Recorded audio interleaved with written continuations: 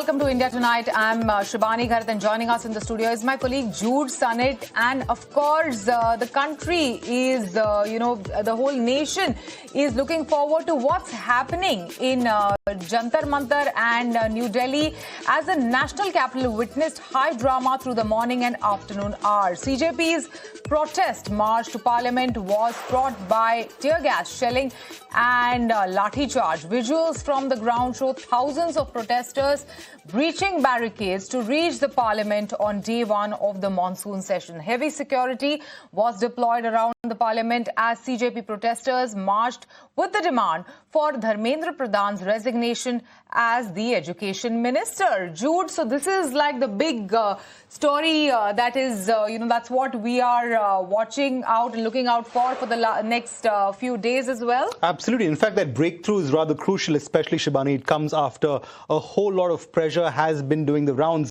especially by the protesters. In fact, that breakthrough in the standoff came when two-member delegation of the CJP, we're told, actually went about meeting Union Minister J.P. Nadda and submitted that list of demands. In fact, the government acknowledged that letter, and the CJP has also said that their demands are now being considered. Now, what does this breakthrough signify? What will be the way forward for the protesters and the protests itself at Jantar Mantar? Times Network's Shivam gets us the latest update from the ground.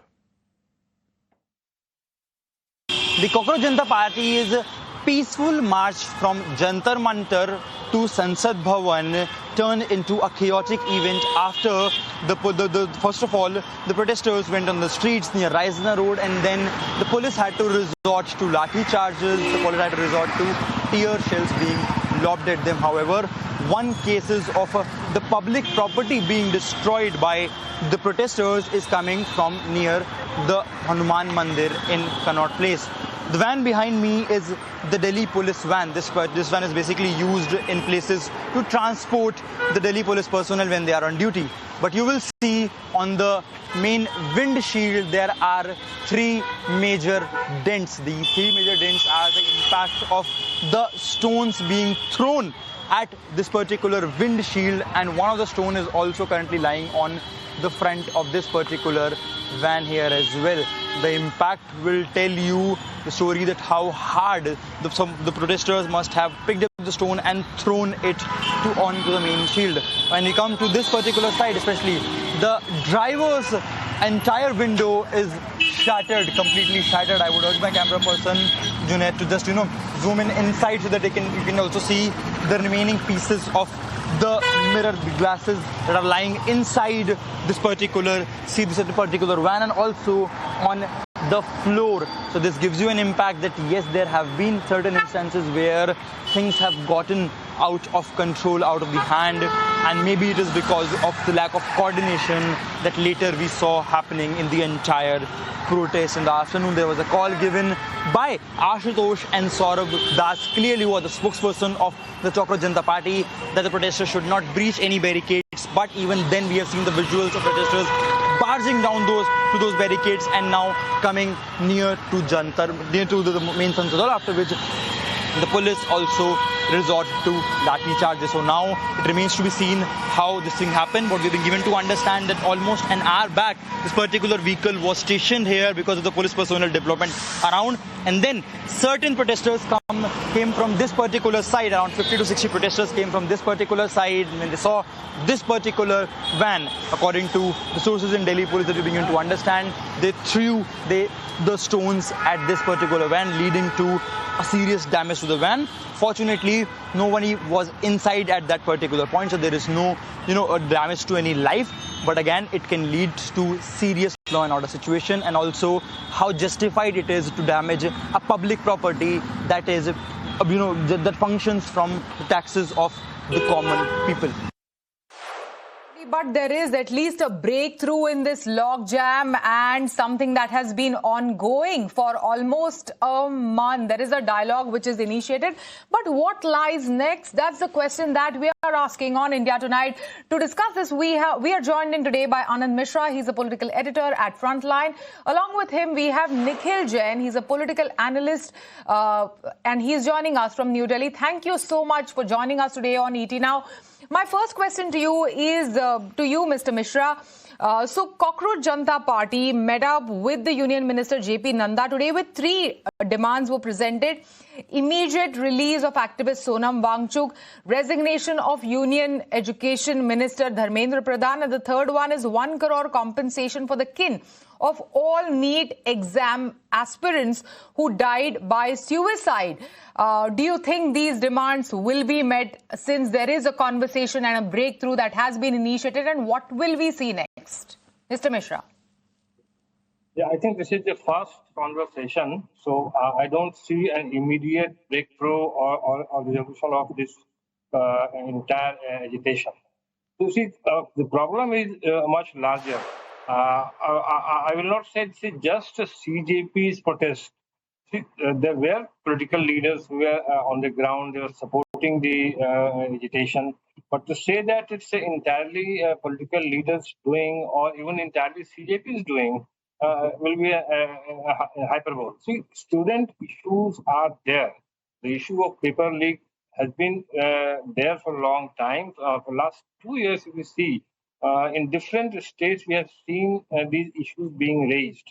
I'll just draw a parallel of Bihar. Last year, in the run-up to the assembly election there, we saw Prashant Kishore attending students' protest against paper leak issue, and then there were a lot of conversation around that this is not an organic protest, and Prashant Kishore is backing it on this kind of opposition and political protest. But when elections happened, we saw Prashant Kishore's party not winning even a single seat, and even the so-called opposition there not doing anything great politically. So who were supporting the protest? What was the protest all about? So ignoring the basic reason for the protest will be, not right. There are issues, there are concerns related to paper leak. CJP has this time associated with itself with this issue, and that's why there's so much gathering in the national capital. I think any responsible government would not like to ignore the reality of a large part of this protest being an organic one. Because if you just dismiss it that some persons have instigated the protest and it's all a political doing, then I think this will not be very good. If you remember, last year we also saw massive protest in Dehradun. Again, this parade ground, the protests are occupied for 8 days. And then Uttarakhand Chief Minister Pushkar Dharmi had to go there personally, meet them and assure them. And then the parade ground was vacated. So beyond this binary of CJP versus BJP or the government versus opposition, the larger issue of irregularities in exams needs to be looked at. No, if I could just get Nikhil Jain in on the discussion itself. Nikhil, the fact is that number one on that list of demands that the CJP put forth before JP Nadda was that Dharmendra Pradhan must resign. Now, let's stay with that demand for the moment. The fact is, in the Modi government since 2014, very few union ministers have actually resigned under duress. In fact, the one name that stands out is MJ Akbar at the height of that Me Too controversy that was doing the rounds. Sadanand Gowda was dropped during a cabinet reshuffle, does not count as a resignation. Smriti Irani moved out of the Education Ministry, again in a reshuffle, does not count as a resignation. Harshvardhan, again, left the cabinet during the reshuffle, presumably following criticism of his handling of the COVID-19 pandemic, not a resignation. So if that is the precedent set by this government since over the last 12 years, surely that demand number one must be falling on deaf ears even as we speak. Absolutely, and I think that is the problem, which not only the opposition parties have been pointing out, but also the people of India are now saying you cannot have a government in a democratic country where the number two of the government, Rajnath Singh in 2016, simply comes publicly and says कि इस सरकार में इस्तीफे नहीं होते. There are no resignations in this government. Are we living in an autocracy? Are we living in some sort of an absolute monarchy that there cannot be any accountability, that nobody can be removed? And very interestingly, you did point out the name of Mr. MJ Akbar, who was asked to resign when there was a Me Too allegation against him. Interestingly, that allegation never was proved in court. It hasn't yet been proved in court, but MJ Akbar, a Muslim, One of the lone Muslim ministers was asked to resign. But what about Ajay Mishra Teni? What about Mr. Meghwal, who was convicted by a court of law for a rape case? He was even then not removed. Even then, it took the government a reshuffle to get him removed. You've seen the case of Teni, you've seen the case of multiple others, and that's what the government is following with Dharmendra Pradhan. And one thing I want to tell you that I have no sympathies for the Aam Aadmi Party, the Cockroach Janata Party, or a lot of the people who are leading these protests. But at the end of the day, one thing all of us have to realize is these are not political parties. These are not political workers. I was myself at these protests the entire day, not so much as a participant, but as an observer. I went to Connaught Place. I went to Raisina Marg. I went outside Krishi Bhavan. I went outside Rajpath, and all that I could see. I went outside the RBI building, Sansad Marg, everywhere. All that I could see was these were normal people, normal students, peacefully protesting, waving the Indian flag. Of course, there were narabazi against the prime minister, as it's very normal in a democracy. And there's this whole entire narrative that's been spun in the past 1 to 2 hours that these protesters started pelting stones and multiple vehicles were destroyed and policemen have been injured. But nobody is really talking about the fact how many injuries have the protesters sustained. I myself ran from Raisina Marg, right outside IYC office till the Meridian, because the police just started shelling tear gases, did not give the crowd time to disperse, indiscriminately beat them up with lathis. Now, Mr. does Jain, the life simple or question, health do you of protesters not matter? Yes, Mr. Jain, simple question. Since you have visited some of these protest sites, help us understand, will Dharmendra Pradhan face real consequences? Something, which was promised to us in movies like Dhurandhar ki ye Naya Bharat hai. Will that change happen now since this protest has garnered national attention? Shivani, ये नया भारत ही है. पुराने भारत में, पुराने India में अगर किसी मंत्री की गलती होती थी तो वो रिजाइन करते थे. Everybody, be it the Vajpayee government, be it the Monsoon Session government, be it the Nehru government, every time somebody botched up, they were made to resign. Some people did it out of their own accord, whether it was Nitish Ji or whether it was Lal Bahadur Shastri as the railway minister, whether it was Sushil Kumar Shinde as the home minister, or any number of other ministers. But in this government, there is no idea of accountability. And just look at what has happened. This is the first time these protesters actually did a march. Until yesterday, they were sitting at a designated protest site. This is the first time they did a march. And look at what the Delhi police did. Again, I also went to Connaught Place. Delhi police did lathi charge in outer circle of Connaught Place, inner circle of Connaught Place. Why? Just to disperse people. Cops were running around in Connaught Place with lathis in their hand, beating up people. In fact, one of the cops even went on to threaten me personally. When I was making a video of it, he said, "Phone niche kar le." That is the attitude that the Delhi police worked with. That is the patronage that the Home Ministry has given them. And that is how the government is dealing with things. This is horrible politics. This is horrible administration.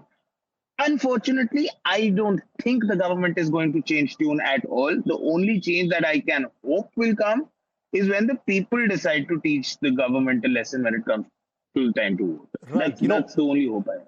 In fact, I want to take on just that one last thing that you said, Nikhil. Maybe I can ask Mr. Anand Mishra this question.